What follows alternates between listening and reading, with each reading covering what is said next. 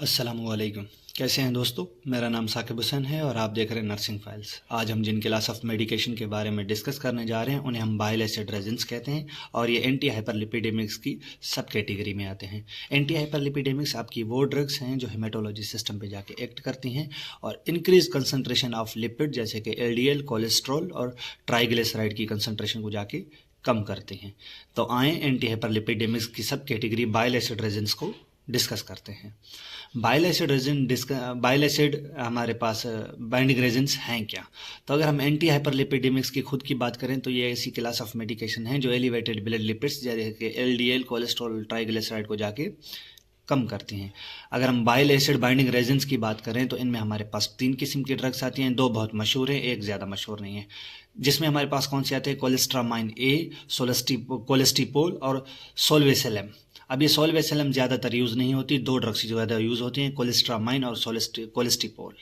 अगर हम इनके मैकेनिज्म ऑफ एक्शन की बात करें तो मैकेनिज्म ऑफ एक्शन इनका ये है कि जो बाइल एसिड रेजिन्स हैं आपके, ये रेजिन्स ये क्या होते हैं कि पॉजिटिवली चार्ज होते हैं और जो बाइल एसिड है ये क्या होता है? नेगेटिवली चार्ज होता है। जब ये पॉजिटिवली और नेगेटिवली चार्ज एक दूसरे के साथ बाइंड करते हैं तो प्रिवेंट हो जाता है हमारे पास क्या? एब्जॉर्प्शन ऑफ लिपिड की।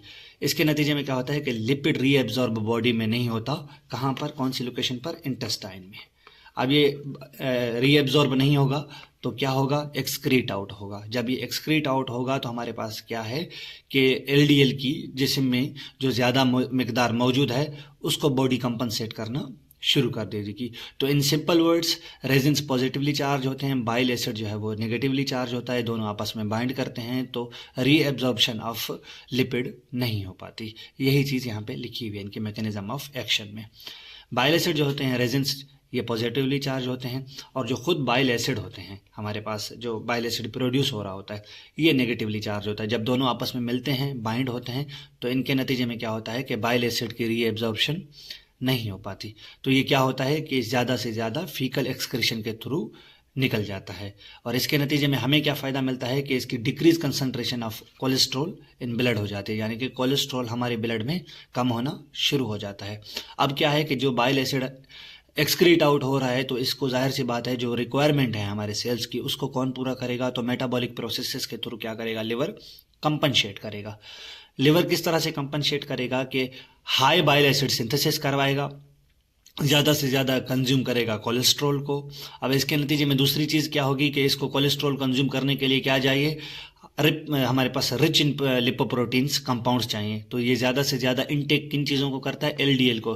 लो डेंसिटी लिपोप्रोटीन के जो है वो रिसेप्टर अपनी सरफेस से, हेपेटोसेल्स अपनी सरफेस के ऊपर एक्सप्रेस करेंगे। ये आपके मिसाल के तौर पे हेपेटोसेल्स हैं। तो ये ज़्यादा से ज़्यादा एक्सप्रेस करेंगे अपने सेल्स के ऊपर रिसेप्टर को और इनके ऊपर आके बाइंड करेंगे आपके एलडीएल। जैसे ही ज़्यादा एलडीएल बाइंड करेंगे तो ये इन्हें कंज्यूम करेगा। कंज्यूम करने के नतीजे में क्या होगा कि ज़्यादा से ज़्यादा बाइल की सिंथेसिस करवाएगा। तो इसके नतीजे में हमें ये फ़ायदा मिलेगा कि एलडीएल की जो कंसंट्रेशन है वो ब्लड में रिड्यूस हो जाएगी, जो हमें रिक्वायर आउटकम चाहिए। इसकी एक डाउन साइड भी है। इसकी डाउन साइड ये है कि फैट सॉल्युबल्स जो विटामिन होते हैं उनकी एब्जॉर्प्शन रिड्यूस हो जाती है इन द इंटेस्टाइन्स, जैसे कि ए, डी, ई, के। अब ये फैट सॉल्युबल्स विटामिन हैं।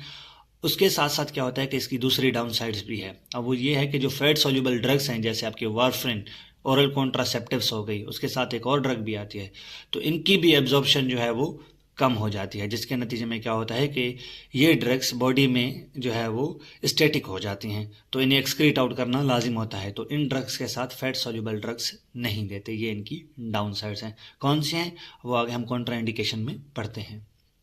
अगर हम इनके इंडिकेशंस की बात करें तो कौन सी डिजीज़ को ट्रीट करने के लिए हम देते हैं तो हाइपर कोलेस्ट्रोलीमिया, जैसे कि ज़्यादा से ज़्यादा एलडीएल की अगर तादाद बढ़ी हुई है तो एलडीएल को ट्रीट करने के लिए बाइल एसिड रेजिन्स दे रहे होते हैं। उसके अलावा हाइपर ट्राइग्लिसरीडीमिया, इसमें अब क्या करते हैं? आप क्वेश्चंस के साथ यूज़ करते हैं बाइल एसिड सिक्वेस्ट्रेंट। अब ये सिक्वेस्ट्रेंट कह लें या रेजिन्स कह लें, दोनों एक ही चीज़ है। तो हाइपर ट्राइग्लिसरीमिया में क्यों दे रहे होते हैं? क्योंकि इनके नतीजे में क्या होता है कि डाउन साइड में ट्राइग्लिसराइड की तादाद जो है वो कंसंट्रेशन बढ़ रही होती है। तो वो पेशेंट जिनमें एलडीएल की कंसंट्रेशन बढ़ी हुई है और ट्राइग्लिसराइड की भी कंसंट्रेशन बढ़ी हुई है तो आप उसमें कॉशियसली ये यूज़ करेंगे बाइल एसिड रेजिन्स। अगर तो एलडीएल की सिर्फ कंसंट्रेशन बढ़ी हुई है तो आप बेफिक्र ये यूज़ करेंगे, क्योंकि ये एलडीएल को ज़्यादा से ज़्यादा क्या करेगा? रिड्यूस करेगा इन ब्लड। उसके साथ साथ एडजेसेंट थेरेपी के साथ भी यूज़ करते हैं कौन सी डिजीज़ की मैनेजमेंट में, कोरोनरी आर्टरी डिजीज़ की मैनेजमेंट में। तो आपने कौन सी चीज़ें पढ़नी है, आपने ये देखना है कि इसका मेन इंडिकेशन क्या है। मेन इसकी इंडिकेशन है ज़्यादा लेवल ऑफ एलडीएल को रिड्यूस करना। साइड इफ़ेक्ट की अगर हम बात करें तो नर्सिंग कंसिडरेशन में ये बहुत अहम है। जीआई डिस्टर्बेंसेस होती हैं, अपने पेशेंट को भी बताना है क्लाइंट एजुकेशन में, और आपको खुद को भी पता होना चाहिए। तो इनकी जीआई डिस्टर्बेंसेस कौन सी हो सकती हैं, कॉन्स्टिपेशन, एब्डोमिनल पेन, ब्लोटिंग और नौजिया। उसके साथ साथ साइड इफेक्ट कौन सा आता है कि reduce absorption of fat soluble vitamin हो जाती हैं। तो एडीई के, हमें किस चीज़ पे ज़्यादा फोकस करना है, विटामिन के पे।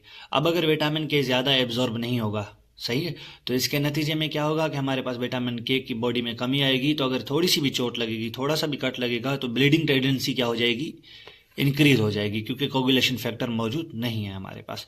उसके अलावा इन ड्रग्स का एक और हमारे पास डाउन साइड ये हो जाती है कि इनमें जो फैट सॉल्युबल्स मेडिकेशन है उनकी भी एब्जॉर्प्शन रिड्यूस हो जाती है। तो फैट सॉल्युबल मेडिकेशंस कौन सी हैं, जैसे डिजॉक्सिन, ओरल कॉन्ट्रासेप्टिव्स और वारफरिन। इनके साथ आप जो है वो बाइल एसिड रेजिन्स नहीं देते। कौन सी बाइल एसिड रेजिन्स, दो, कोलेस्ट्रामीन और कोलेस्टिपोल, ये दोनों, इन तीनों ड्रग्स के साथ नहीं देते। ये कॉन्ट्राइंडिकेटेड है। क्यों, क्योंकि ये मेडिकेशन फैट सॉल्युबल हैं और फैट सॉल्युबल की एब्जॉर्प्शन रिड्यूस करवाती हैं आपकी कोलेस्ट्रामीन और कोलेस्टिपोल। तो इन ड्रग्स के साथ ये कॉन्ट्राइंडिकेटेड है, ड्रग ड्रग इंटरेक्शन है। अगर हम कॉन्ट्राइंडिकेशन की बात करें बाइल एसिड बाइंडिंग रेजेंट्स की, तो कंप्लीट बाइलरी ऑब्स्ट्रक्शन में आप ये नहीं देंगे पेशेंट को, सही। अगर प्रेस्क्राइब डॉक्टर ने की है तो आप वहाँ पे कॉशियसली यूज़ करेंगे। हाइपर ट्राइग्लिसरीडीमिया 300 mg पर डेसीलीटर से ज़्यादा हो तो आप ये नहीं देंगे, क्योंकि इसके नतीजे में और ट्राइग्लिसराइड बढ़ सकते हैं। अगर आप सोलेसवी लैम की बात करेंगे तो ये अवॉइड इन बाउल ऑब्स्ट्रक्शन, क्योंकि avoid in bowel obstruction, type 1 diabetes और पेनक्रेटाइटिस में ये कॉन्ट्राइंडिकेटेड है। अब अगर कोलेस्ट्रामीन ए की बात करें तो ये कॉशियसली यूज़ करते हैं प्रेगनेंसी और रीनल इम्पेयरमेंट में, क्योंकि ये वहाँ पे कॉन्ट्राइंडिकेटेड है। ट्रीटमेंट और नर्सिंग मैनेजमेंट की बात करें तो नर्सिंग इंटरवेंशन आप बाइल एसिड रेजेंस में कौन सी करेंगे, मॉनिटर करेंगे जीआई इफेक्ट को, स्पेशली कॉन्स्टिपेशन को। कौन सी ड्रग में कॉन्स्टिपेशन देखी जाती है आपकी, सोलेसवी, इसमें हमारे पास कौन सी इसमें देखी जाती है, सोलेसवी लेम में ज़्यादातर देखी जाती है, क्योंकि बाउल ऑब्स्ट्रक्शन क्रिएट हो रही होती है। Monitor for vitamin deficiencies, A D K इनकी डेफिशिएंसीज को आप मॉनिटर करेंगे, ज़्यादा से ज़्यादा के पे फोकस करेंगे। Observe for bleeding due to vitamin K deficiency. Periodic lipid profile करते रहेंगे टू एवेल्युएट थेरापेटिक रिस्पॉन्स कि फ़ायदा हो रहा है नहीं हो रहा, एलडीएल की कंसंट्रेशन आपकी कम हो रही है या नहीं हो रही, ये लाजमी है। उसके अलावा treatment and management, nursing management की अगर हम बात करें तो पर्पस क्या है हमारा यहाँ पे, तो ये यहाँ पे ट्रीटमेंट एंड नर्सिंग मैनेजमेंट में नहीं आएगा, ये क्लाइंट एजुकेशन में आएगा। तो क्लाइंट एजुकेशन में हम क्या चेक करेंगे कि पर्पस क्या है हमारे पास इन मेडिकेशन को देने का। तो आप पेशेंट को बताएंगे कि ये मेडिकेशन आपकी एलडीए और ट्राइग्लिसराइड की लेवल को कम करती हैं, जिसके नतीजे में क्या होता है कि कार्डियोवैस्कुलर जो रिस्क है वो रिड्यूस हो जाता है, heart attack, coronary artery disease का रिस्क रिड्यूस हो जाता है। उसके अलावा आप पेशेंट को ये बताएंगे कि आपने इसे खाने के साथ लेना है या फुल गिलास ऑफ वाटर के साथ लेना है, ठीक है। अगर जो छोटे छोटे ग्रेन्यूल्स की सूरत में जो ये टैबलेट्स आती हैं, ग्रेन्यूल्स की सूरत में कैप्सूल में आती हैं, तो क्या करना है कि 8 ounce ऑफ वाटर या जूस के साथ आपने इसको ड्रग्स को मिक्स करना है और ड्रिंक इमीडिएटली, फ़ौरन ही आपने जो है वो उसको इनटेक करना है। उसके साथ साथ विटामिन की जो है सप्लीमेंट लेनी है and other medications 4 hours before bile acid resins. अगर आपने कोई मेडिकेशन लेनी है तो वो 4 घंटे आपने पहले ले लेनी है इन मेडिकेशन को खाने से पहले। मिसाल के तौर पे आपको 2 ड्रग्स रिकमेंड की गई हैं, प्रेस्क्राइब की गई हैं, तो 4 घंटे पहले वो ड्रग खा लें, उसके बाद जो है वो बाइल एसिड रेजिन्स को आप इस्तेमाल करें। इनकरेज करेंगे आप लाइफ स्टाइल मॉडिफिकेशन, पेशेंट को समझाने की कोशिश करेंगे कि आप स्मोकिंग से सेक्शन करें, वेट को कंट्रोल करें, हाई फाइबर लें, लो कोलेस्ट्रॉल डाइट लें, रेगुलर फिजिकल एक्टिविटी करें as a tolerated, manage common side effect, कौन से सिमाल फ्रीक्वेंट मील्स लें। नौजिया के लिए अगर आपको नौजिया हो रही है तो आप सिमाल फ्रीक्वेंट्स मील लें, नौजिया नहीं होगी। अगर आपको कॉन्स्टिपेशन हो रही है तो उसको प्रिवेंट करने के लिए ज़्यादा से ज़्यादा पानी पिएं, आप फाइबर इंटेक्ट करें, जिसके नतीजे में क्या होगा कि कॉन्स्टिपेशन कम से कम होगी। रिपोर्ट करें कौन से sign, severe abdominal back pain, possible pancreatitis की, ये हमारे पास साइन और सिम्टम्स हैं। अगर ये हो रहे हैं तो ये इस ड्रग का क्या है, साइड इफेक्ट हैं। तो आप जल्द से जल्द अपने हेल्थ केयर प्रोवाइडर को रिपोर्ट करें।